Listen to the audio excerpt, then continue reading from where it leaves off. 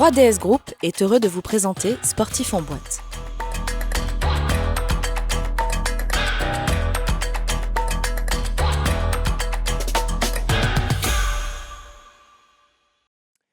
Parce qu'on a rêvé, parce que finalement, depuis très longtemps maintenant, plus d'un siècle, les Jeux Olympiques nous font rêver. Ils vous ont fait rêver. Jusque-là, vous vous dites, mais pour qui, mais pourquoi, mais comment ? Le lien entre les directeurs et directrices d'environnement de travail, eh bien tout simplement parce que gérer la complexité, ça va être la thématique de notre sportif en boîte. Très heureux, soyez les bienvenus. Agora Manager et l'un de ces 5 médias, News Workwell, vous accueille ici sur son plateau avec cette thématique, ce que le sport et donc les Jeux Olympiques peuvent et apprennent finalement aux directrices et aux directeurs de l'environnement de travail. Des Jeux Olympiques, il en a fait 4 lui. Il a fait Séoul en 88, 92, il a marqué de son empreinte les Jeux de 92, on va y revenir. 96 à Atlanta, il a marqué pas de son empreinte, mais vous verrez, vous comprendrez que ça l'a aidé. 2000, il a de nouveau marqué aussi de son empreinte les Jeux Olympiques. Il est vice-champion olympique en individuel, médaille de bronze en double avec son pote et ami Patrick Schilla. Il est surtout champion du monde. C'était en 1993, à l'époque et encore aujourd'hui. Les Asiatiques dominaient le monde du tennis de table. Je vous demande d'accueillir monsieur Jean-Philippe Gassien. Bienvenue, Jean-Philippe. Merci beaucoup. Alors, j'aurais pu en rajouter encore parce que le palmarès, il est énormissime. Juste une chose, il a été aussi, et c'est pour ça, on ne va pas parler que des Jeux Olympiques sur le terrain côté des Jeux, mais directeur exécutif en charge des sports du comité d'organisation des Jeux Olympiques et Paralympiques en Paris 2024. Ça va être intéressant d'avoir votre analyse, ton analyse, le regard, la pertinence, le pourquoi, du comment, l'environnement de travail, parce que tout ça, on va en parler. Environnement de travail, forcément, ça lui parle parce que on avait besoin d'avoir son regard, son œil, son expertise, ce côté qui pouvait nous permettre aussi de comprendre comment une directrice de l'environnement de travail chez Casdin Banque Populaire pouvait percevoir actuellement son travail et puis demain et les visions échangées. Bienvenue, Véronique. Bonjour, merci. Très heureux de vous avoir autour de cette table. Je parlais donc de terrain de jeu. Alors, lui, plus précisément sa société, notre partenaire ce soir, 3DS Group, conçoit les terrains de jeu des entreprises. Votre terrain de jeu, celui qui demain va faire que vous allez pouvoir faire que vos collaboratrices et collaborateurs puissent bien performer, aller, comme Jean-Philippe Gassien, chercher les médailles d'or. Lui, c'est le directeur général de 3DS Group. Bienvenue, Marvin Norin. Merci beaucoup, bonjour à tous.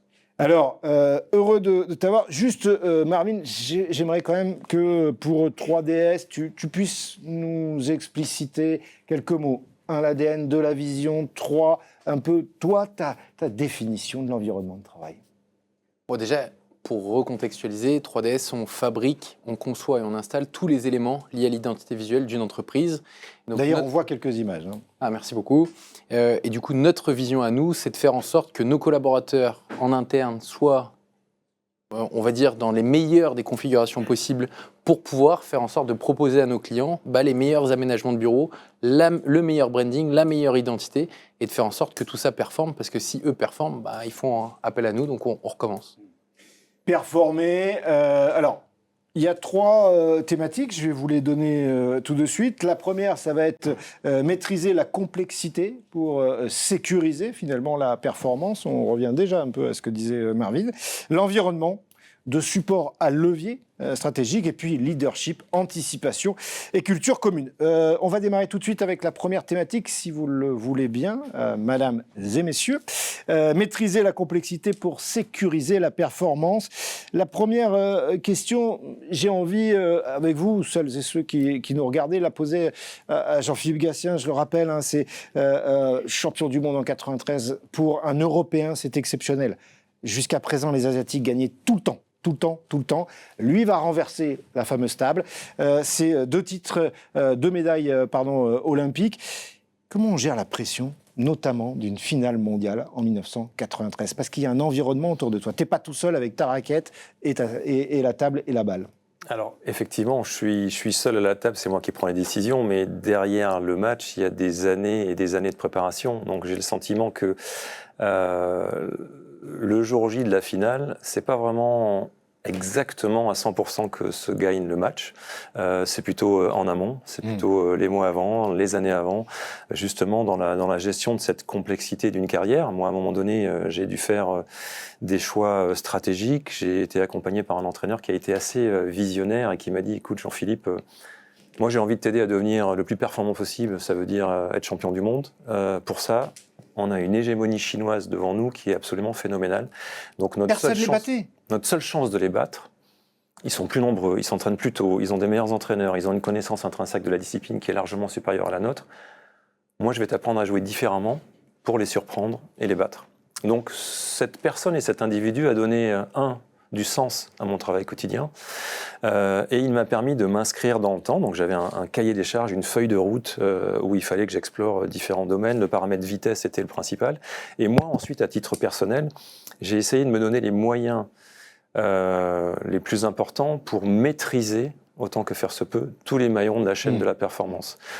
Il y a effectivement l'aspect technico-tactique, on tient la raquette, mais ensuite il a fallu explorer la nutrition, la préparation mentale, la préparation physique. Et donc, avec comme objectif, je dirais, de réduire l'incertitude, qui, me semble-t-il, à un moment donné, est un frein à la performance, et se donner les moyens d'atténuer cette complexité et d'en faire un atout. Complexité, ça fait, vous l'avez déjà entendu 2-3 fois qu'il prononce ce mot.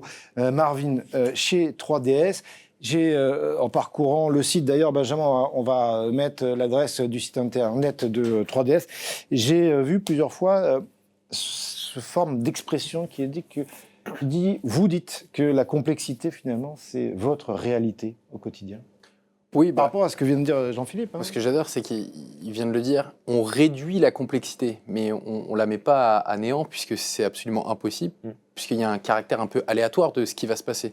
Ce qui est sûr, c'est qu'on a tous un environnement, on sait à peu près les cartes qu'il va y avoir, qui va sortir quoi, on ne sait pas à quel moment, comment, et surtout des fois une carte qui peut être rouge, bam, rebascule en noir. Et ce qui va être intéressant, c'est justement de former et d'essayer d'apprivoiser tout ce secteur-là. Nous, dans notre métier, on en parlera avec Véronique, l'environnement de travail, c'est souvent beaucoup de chantiers, beaucoup de travaux. Donc les interlocuteurs déjà sont multiples, les architectes, les designers, la personne qui vient pour la peinture, la personne qui vient pour la signalétique, etc., etc. Le client qui est au milieu, qui a des exigences. Et tout ça, c'est très complexe. Déjà, l'environnement est complexe. Et en plus, on est dans des métiers tactiles, humains. C'est-à-dire que c'est pas, tiens, on va dire au robot de le faire, et puis le robot, il va faire ce qu'on lui demande. Non, il y a beaucoup de choses. Et parfois, quand tout le monde veut aller dans le même sens, mais si c'est pas dit de la bonne façon, ou machin, d'un seul coup, il y en a un qui part à gauche, à droite. Donc en fait, tout ça, c'est complexe, et c'est ce qu'on appelle à la fin l'humain. Voilà, c'est la gestion de projet avec des humains au milieu. Anticiper l'usage du réel, maîtriser la complexité. Il parlait aussi, Marvin, de la partie de sécurisation. Comment on sécurise un environnement, notamment bancaire, on rappelle, vous êtes directrice de l'environnement de travail chez Casdin Banque Populaire, qui est l'environnement bancaire exigeant. On est là vraiment dans votre échange et votre discussion entre un champion du monde, vice-champion olympique. Comment on fait ? Alors c'est vrai que c'est extrêmement exigeant le milieu bancaire et donc bien évidemment on s'inscrit dans le cadre réglementaire qui est connu de tous, mais on ajoute à cela des spécificités, notamment pour les individus, pour nos salariés, pour les valeurs et puis pour les actifs. Et donc on a une gouvernance renforcée. Quand je parle de gouvernance renforcée, ça va être par exemple des comités de sécurité, on va avoir des référentiels groupes, on va avoir des politiques de sécurité documentées et donc on alloue des ressources et des budgets spécifiques. Donc pour ça, on va faire aussi des tests. On va avoir des tests d'intrusion, par exemple. On va avoir des audits. On va faire des exercices. Voilà, donc on met un certain nombre de dispositifs en place pour pouvoir assurer la sécurité et l'entièreté de la sécurité. Alors on parle, c'est vrai, de complexité. Et c'est une complexité, la sécurité, puisqu'on n'a jamais une sécurité à 100%. Mais je dis souvent que la sécurité, c'est l'affaire de tous. Et la sécurité, il ne faut pas que ce soit un frein pour l'innovation. Et qu'on puisse mettre les moyens adaptés et qu'on soit, je dirais, au centre aussi des cycles de développement. Vas-y. Non, mais tu vois, là où c'est intéressant, c'est que finalement, Véronique, elle vient de résumer, c'est beaucoup d'entraînement, parce que quand on fait des tests, grandeur nature, c'est de l'entraînement, et plus on les répète, et mieux ça marche. Et le deuxième, à quoi servent les fameuses commissions de sécurité haute ? En fait, c'est juste de communiquer avec toutes les parties prenantes. Et c'est vrai que si demain, enfin, je ne prends pas la parole pour Jean-Philippe, mais si il y avait que son diététicien qui lui parlait, mais qui se mettait pas raccord avec l'entraîneur sportif ou le coach mental, en fait, ça marche pas. Parce qu'il faut que tout le monde soit raccord pour avoir la même lignée. On en vient, Marvin, c'est intéressant à véritablement comment on embarque en fait tout un écosystème, et le rôle de la vision est clé pour moi. Je pense que moi, quand j'ai développé cette carrière, donc j'ai effectivement embarqué tous ces gens autour de moi. Ils savaient quel était mon projet, ils savaient ce dont j'avais besoin, ils savaient les besoins spécifiques dans tel ou tel domaine, et chacun travaillait dans leur sens. Et pour revenir sur Paris 2024, puisque effectivement là aussi c'était un écosystème ultra complexe avec 32 fédérations olympiques, 22 fédérations paralympiques, l'ensemble des parties prenantes, la région, la ville de Paris, l'État, tous ces sujets de sécurité, de transport, etc. étaient d'une complexité folle. Et il était important pour nous de s'organiser. On avait des feuilles de route pluriannuelles avec des mots très clairs comme anticipation, tu l'as dit, coordination avec l'ensemble des parties prenantes et des personnes en charge de chaque sujet, et de l'expertise. Et moi, quand j'ai monté mon équipe de la direction des sports, les anciens organisateurs des Jeux, c'était il y a 100 ans, il n'y en avait plus. Donc on s'est appuyé sur des sachants, on s'est appuyé sur des experts, justement pour nous permettre de réduire un petit peu cette complexité qui nous paraissait incroyable sur le plan opérationnel et sur lequel on s'est appuyé. Oui, vas-y. Aussi ajouter, on parle aussi d'incivilité. Aujourd'hui, on a beaucoup plus d'incivilité qu'auparavant. Donc, on forme les gens. Donc, on a, au travers de la sécurité, on forme et on responsabilise parce qu'il faut que les gens comprennent. S'il faut que ça fonctionne, il faut que les gens comprennent et qu'on les accompagne. Donc, on a un rôle très prépondérant dans l'entreprise au niveau de la sécurité. Et moi, ce que je dis toujours aux gens à qui je m'adresse, je dis la sécurité, c'est ce qui m'anime en premier lieu quand j'arrive le matin. Voilà, la sécurité des personnes. Sécurité des personnes. Ce que je comprends aussi dans vos propos à tous les trois, c'est qu'on passe d'une fonction de support à un levier stratégique. Sécuriser les personnes, c'est les rendre performantes. C'est ce que tu explicitais tout à l'heure. Marvin, alors, est-ce que on pourrait parler d'expérience de collaborateurs? Est-ce que finalement l'environnement influence la performance? Est-ce qu'à un moment donné, toi et ton comité de direction, vous essayez, et c'est le but de 3DS Group, d'aligner les lieux avec la performance? Voilà, on est en plein dans le sujet puisqu'on partage le principe de l'environnement de travail. L'environnement de travail est le reflet de la stratégie d'une entreprise.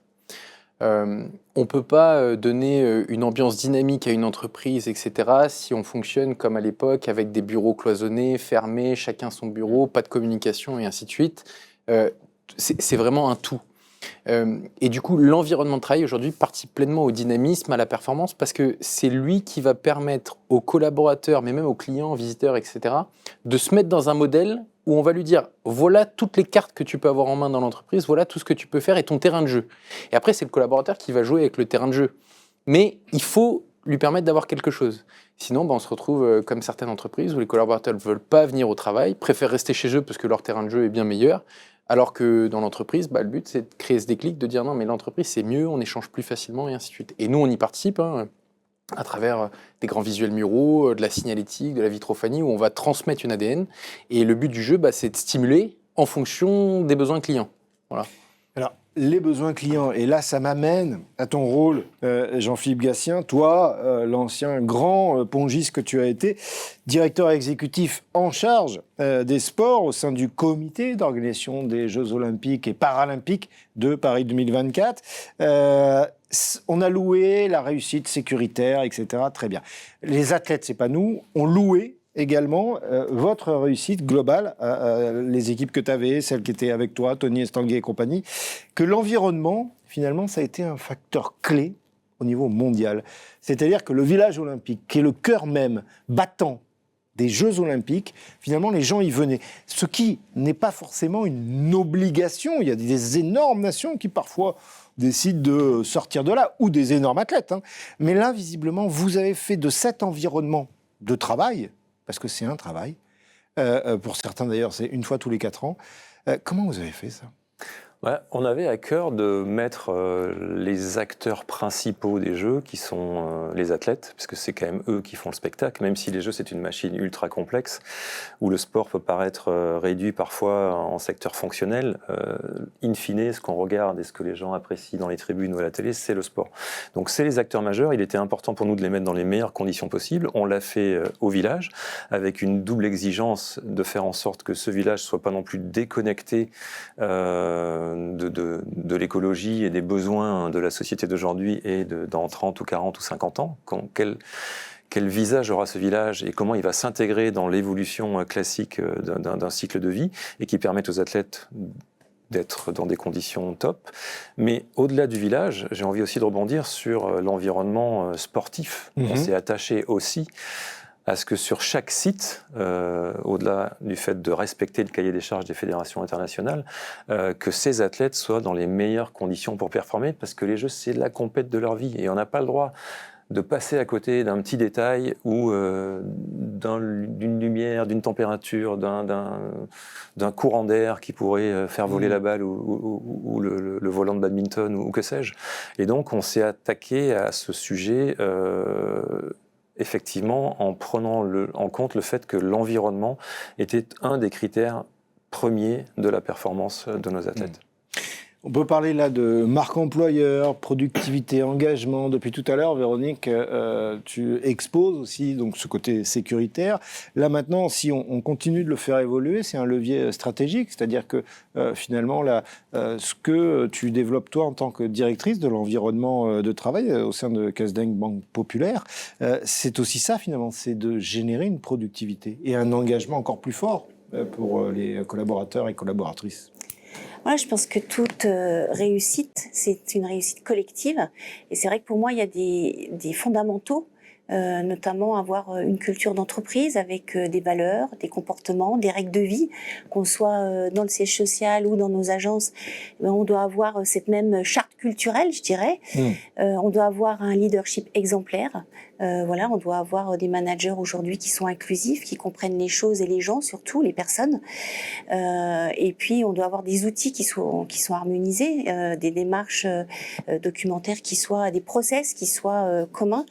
Et puis au-delà de tout ça, voilà, et partagé. Et au-delà de tout ça, il y a, je dirais, la pratique. Il faut être quand même pratico-pratique dans nos métiers. Et je pense aux rituels. Les gens adorent les rituels. On va faire une garden party. Tu dois bien savoir, Marvin, tu connais ça. Je pense que ça fidélise aussi un certain nombre de gens. Les gens sont engagés. On va mettre des indicateurs d'appartenance. On va faire des enquêtes. On va parler d'inclusivité. Voilà, tout ça fait que ça nous aide aussi d'entendre. On est des communicants, il ne faut pas oublier la communication, il faut avoir, je pense, une communication qui soit transparente. Une directrice et un directeur de l'environnement de travail, c'est un communicant. Ah oui, d'accord. C'est même un commercial, je dirais parfois. C'est-à-dire qu'on va contractualiser avec Marvin, par exemple. Et quand je vais décliner son produit, il va falloir que je l'explique. Aujourd'hui, on ne fait pas les choses sans expliquer. Là, je suis en train de faire une réorganisation, un réaménagement. Je peux vous assurer qu'on communique énormément, mais que ça soit avec nos dirigeants, mais également avec les personnes en interne, que ça soit au travers de CECOM, ce qu'on appelle, voilà, c'est des lieux de communication, mais même quand je au restaurant d'entreprise, les gens viennent vers moi et me posent des questions et donc on est amené à devoir répondre et je trouve ça tout à fait normal pour que les gens soient fédèrent, enfin soient avec nous, voilà, et comprennent. Il faut du sens en tout cas, il faut leur donner du sens à ce qu'ils font et on les embarque. Non, c'est intéressant. Moi, je rebondis sur la culture d'entreprise ou les valeurs et j'en reviens au projet Paris 2024 qui en fait quelque part est une entreprise un peu particulière, c'est globalement une start-up. On est parti de 50 et en l'espace de 3 ans, on passe à 5000 salariés. Et donc, on a un besoin à chaque fois qu'on onboard des gens. Et il y a eu un énorme travail sur le middle management, notamment sur le partage justement de cette vision qu'on évoquait, mais aussi de ces valeurs d'état d'esprit qui étaient créativité, exigence, partage. Et chaque fois que des gens intégraient l'entreprise, ils étaient entre guillemets picousés à ça. Comment, dans chaque décision, dans chaque dossier que vous gérez, vous devez avoir une créativité débordante, vous devez avoir une exigence et une rigueur particulière. Et donc, ça a structuré donc cette culture d'entreprise. Moi, je rejoins complètement ce que tu disais. C'était super important. C'est important et en plus, il y a une notion de cohérence. Nous, parfois, on accompagne certaines entreprises qui disent « Ah oui, j'arrive pas à attirer les jeunes, etc. » Et puis, ils pensent qu'en mettant une gaming room ou un truc, hop, ça va les faire venir. Alors, du coup, ils installent la gaming room, on fait un super truc, c'est beau, et ainsi de suite. Puis, en fait, ils disent « Mais il y a toujours personne. » Je dis « Mais en fait, le problème, c'est pas le lieu, là. C'est est-ce qu'il y a un manager, un dirigeant qui est venu jouer, qui a montré aux autres qu'il pouvait le faire. Les salles de sieste, si à un moment donné, il n'y a pas le top management qui vient et qui se dit « Tiens, je vais faire une petite sieste, un petit truc », bah, personne n'ira faire la sieste parce que c'est un principe de transmission qui doit être fait. Et en fait, on peut parfois faire tous les aménagements du monde, imaginer toutes les stratégies, mais si on ne la communique pas, qu'on la montre et que le top management ne montre pas l'exemple, il ne se passera rien du tout. Ce que je comprends là dans le propos et finalement qui s'associe avec les vôtres, hein, c'est que le workplace, je vais appeler ça comme ça, d'accord, ça devient un outil stratégique alors. Je vais laisser Véronique en parler, mais c'est très stratégique. Oui, je pense qu'on a une complexité aujourd'hui de l'environnement de travail et ça peut s'apparenter via le prisme du sport et des Jeux Olympiques. C'est vrai qu'on peut faire le parallèle et je pense notamment aux valeurs que ça dégage, aux démarches dynamiques du sport. Je pense notamment à la collaboration, à l'agilité, à l'excellence, à l'inclusivité. Et tout ça, je pense que ça nous fait naviguer au travers des défis qu'on a tous les jours parce que notre métier, c'est aussi des défis qu'on relève. On est confronté à beaucoup de situations, il faut avoir beaucoup d'agilité et voilà. Et je pense que ça nous aide aussi dans l'orchestration de l'harmonisation de notre professionnalisme et de la performance et du bien-être de nos organisations, des gens qui sont dans nos organisations. Il y a un enjeu qui est super important aujourd'hui, tu l'as dit, c'est rassembler. Ouais. Et d'ailleurs, les Jeux Olympiques, quel était l'objectif principal? Alors oui, il y a la performance et des athlètes, etc. Mais c'est de prendre un moment et de dire on arrête les différences, on arrête les problèmes, et tout le monde se rassemble au même endroit. Et les enjeux aujourd'hui, workplace, avec les aménagements de bureaux, l'environnement de travail, aujourd'hui c'est ça. Parce qu'il y a tellement d'enjeux, il y a l'enjeu du télétravail, l'enjeu de l'identité de marque, l'enjeu des nouvelles générations qui veulent être libres dans l'entreprise. Et en fait, tout ça, c'est plein d'enjeux, et l'environnement de travail doit être une des solutions qui permet de rassembler. Et le village olympique, typiquement, pour avoir eu quelques personnes qui ont pu accéder, c'était vraiment beaucoup de bienveillance entre tout le monde, de la bonne humeur, etc. Et c'était aussi un lieu de partage, parce que c'est le moment où ils se reposent, entre guillemets. Et c'est le lieu, me semble-t-il, qui symbolise le plus l'esprit olympique. Quand tu évoquais le fait qu'on rassemble le monde entier, c'est la réalité, c'est le village olympique. En fait, il y a 206 pays qui vivent ensemble pendant 15 jours, qui partagent le même réfectoire, la même salle de bouffe, les différents bâtiments, les gaming rooms, etc., les salles de sport. Et c'est vrai que c'est un des éléments clés et peut-être le plus symbolique de ce partage et de ces valeurs olympiques où chacun, l'espace de 15 jours, oublie les différends qui peuvent les opposer et se rassemble autour d'une même cause, la pratique du sport, effectivement de la performance, mais pas que. Alors avant de passer à la troisième et dernière partie, j'avais une question, Jean-Philippe, pour toi. 4 Jeux Olympiques à ton actif, je rappelle, il y a 2 médailles, vice-champion olympique en individuel à l'époque où, encore une fois, hein, c'est pas compliqué, c'est le domaine asiatique qui dominait largement. Ça, c'était en 92.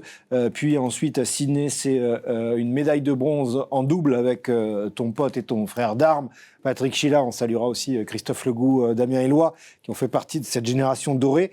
Tu as fait 4 Jeux Olympiques, 88 à Séoul, 92 à Barcelone, 96 à Atlanta, 2000 à Sydney. Sur ces 4-là, celui justement où tu as trouvé les environnements de travail qui t'ont permis d'être le plus épanoui? Alors ça va vous paraître un peu curieux ma réponse, mais c'est intimement lié aux résultats que j'ai obtenus. Mais en l'occurrence, si on interroge la totalité des athlètes sur ces différents jeux, Barcelone et Sydney reviennent essentiellement. Alors il y avait l'environnement, mais il y avait aussi cet esprit de fête à Barcelone. Le village était dans un quartier qui avait été rénové. Les Espagnols étaient joyeux, etc. Et à Sydney, on sent l'amour du peuple australien pour le sport et on le sentait, on le vivait dès lors qu'on se déplaçait, qu'on allait dans les sites. Donc pour moi, ces 2 Olympiades, elles m'ont vu être médaillé, donc c'est peut-être pour ça aussi que j'en ai les meilleurs souvenirs. Mais je ne pense pas, je pense être assez lucide et objectif en disant que ces deux villages-là étaient quand même assez exceptionnels, contrairement à Séoul et Atlanta. Atlanta qui avait été marqué par un attentat, justement une bombe, donc ça avait quand même refroidi quand même pas mal de monde. Mais on était moins sur des jeux festifs, plus, on va dire, besogneux.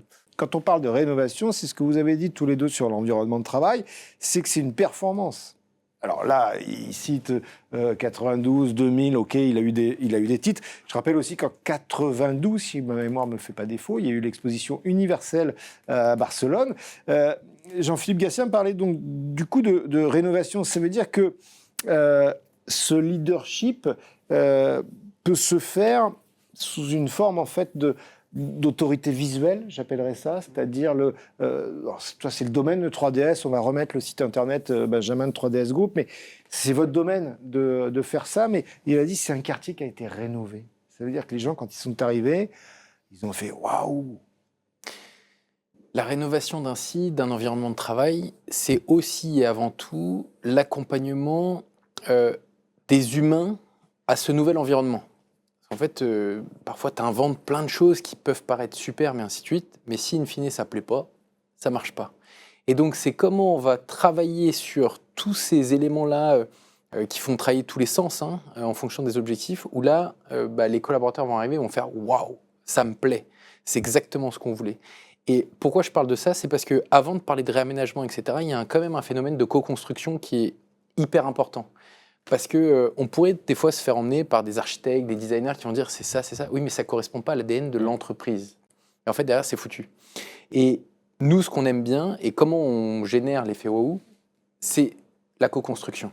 C'est de créer en équipe avec les clients en mettant une petite team qui représente très bien les valeurs de l'entreprise et de comprendre quels sont les besoins, quelles sont les difficultés qui sont là aujourd'hui, quels sont un peu les irritants et ainsi de suite. Et derrière, ça donne une espèce de recette qui fait qu'on trouve la solution. Mais il n'y a pas, même dans notre domaine qui est lié à la communication visuelle, la cinétique, on n'a pas un catalogue en disant, bah voilà, vous avez package 1, 2, 3. En fait, ça n'existe pas, ça. C'est vraiment un principe de dire quels sont les besoins et qu'est-ce qu'on va y faire. Et on regarde toujours aussi l'historique. C'est un peu comme les jeux. J'imagine bien qu'à un moment donné, on se dit qu'est-ce qui n'a pas marché précédemment, et qu'il y a un REX qui se fait, même sur le comité international, etc. Bah, nous, c'est exactement pareil avec les clients. Qu'est-ce qui n'a pas fonctionné dans le précédent aménagement? Parce qu'un aménagement aujourd'hui, globalement, il dure, c'est beaucoup plus court qu'avant. 5 ans déjà, c'est déjà pas mal. Donc en fait, c'est en permanence en train d'évoluer. Et on ne fait pas évoluer pour évoluer, on fait évoluer pour répondre à des besoins. Et en fait, ce que je voulais dire, la conclusion, c'est plus tu comprends les besoins et plus tu trouves une bonne solution. Ça veut dire qu'on est aussi avec une forme hybride, puisqu'il dit c'est pas package 1, package 2, package 3. Il y a une hybridation actuellement. Tu disais, Véronique, qu'on est en train de faire une transformation, mais j'imagine qu'elle emploie plusieurs formules, réflexions, visions, stratégies. Voilà, je suis tout à fait d'accord avec Marvin quand il parle de co-construction. Effectivement, on travaille ensemble. Je vois, on est en train de retravailler le concept de nos délégations. Et ben, je vais prendre un cabinet qui va coordonner ce dossier, mais on aura beaucoup de parties prenantes. Je ne vais pas faire cette nouvelle agence seule, ni avec mon équipe. On va le faire avec la personne qui y travaille, c'est-à-dire les conseillers. On va le faire avec le responsable du conseiller, on va le faire avec le directeur des réseaux, mais aussi avec la directrice des risques et de la conformité. Voilà, on va associer toutes les parties prenantes qui vont avoir un intérêt. On a un nouveau territoire de marque à Casden. On va associer aussi la directrice de la com. Je vais associer les directeurs d'exploitation. Enfin voilà, on va travailler ensemble. On a aussi des militants chez nous qui sont des délégués. Et bien évidemment, on va aussi leur demander leur avis puisque ce sont nos prescripteurs. Donc voilà, on va essayer de trouver et de fédérer ensemble pour qu'on trouve un consensus pour que cette délégation vive pas 2 ans ou 3 ans, mais vive longtemps et se conforme aux attendus, je dirais, de nos sociétaires. On n'appelle pas de clients, mais des sociétaires. Voilà. Et moi, j'imagine quelque chose d'assez disruptif qui ne se fait pas encore, je pense, dans le milieu bancaire, mais un lieu de partage, de solidarité, où, par exemple, des fonctionnaires, parce que nous, on s'adresse directement à la fonction publique, mais où, par exemple, des policiers ou des enseignants puissent venir et se dire, on a un sujet, on a envie d'évoquer, et on ne sait pas où aller, on ne veut pas aller au café, mais on viendra peut-être à la CASDEN demain, et quand on aura besoin d'un prêt, eh bien, on fera appel à la CASDEN pour faire son prêt. Voilà, travailler intelligemment, en ayant une perspective et une vision, en tout cas. Perspective, vision, on arrive à la conclusion. Juste avant cela... Juste terminer quand même oui. une chose. Je pense qu'il faut une entreprise moderne qui soit éthique aussi, parce qu'on n'en a pas parlé, mais où il y ait de l'éthique et de l'inclusivité. Je pense que c'est très important qu'on prenne tout le monde en compte aujourd'hui et qu'on ne les exclue pas, je voulais dire ça, qui est vraiment une culture de confiance, parce qu'on ne performe pas si on n'a pas la confiance des gens avec lesquels on travaille, qui est du feedback, c'est-à-dire que voilà, aujourd'hui on essaye des choses, on a des enseignements, et ben qu'on essaie, qu'on fasse du test and learn et qu'on apprenne peut-être de nos erreurs. Et puis, que puis-je dire d'autre, voilà, que le leadership aussi, parce qu'on en a parlé, on ne parle plus de manager, mais de leader, que ce soit des gens voilà, qui soient les guides et qui ne soient plus des gens qui sanctionnent. On travaille ensemble et je pense que les jeunes seront attirés s'ils trouvent tout ça dans l'entreprise demain, quoi, et qu'on soit solidaires ensemble. D'où la fameuse phrase de Winston Churchill, qui disait que si vous pensez que l'éducation coûte cher, c'est Abraham Lincoln, pardon, qui disait si vous pensez que l'éducation coûte cher, essayez l'ignorance. Ce que vous venez de dire à l'instant, c'était la question que je voulais exactement poser à Jean-Philippe en disant que effectivement, il a performé en 92, il est vice-champion olympique, il est champion du monde en 93, pourtant 96 à Atlanta, c'est l'échec. Et là, ce que dit Véronique, c'est qu'à ce moment-là, il n'y a pas l'entraîneur est mauvais, le joueur, d'un seul coup, tu deviens mauvais, le diététicien est mauvais, le prépa physique est mauvais. Non, c'est un global, en fait. C'est tout le monde qui s'est remis en question et en cause pour 4 ans après, à Sydney, aller chercher une autre médaille. Oui, complètement. Et ça rejoint l'idée qui, à mon avis, touche le monde du sport, mais aussi le monde de l'entreprise et tous les secteurs. C'est qu'on se construit aussi dans les moments difficiles, on se construit aussi dans la défaite, à condition de mettre en place les mécanismes de réflexion et d'avoir de l'objectivité sur ce qui vient de se passer. Et donc, moi, c'est ce que j'ai essayé de faire après Atlanta. Je me suis beaucoup re-questionné sur ce qui n'avait pas marché. Je me suis beaucoup re-questionné sur la notion d'envie, de plaisir, de moyens que j'étais encore en capacité de mettre pour essayer d'aller chercher encore une médaille olympique.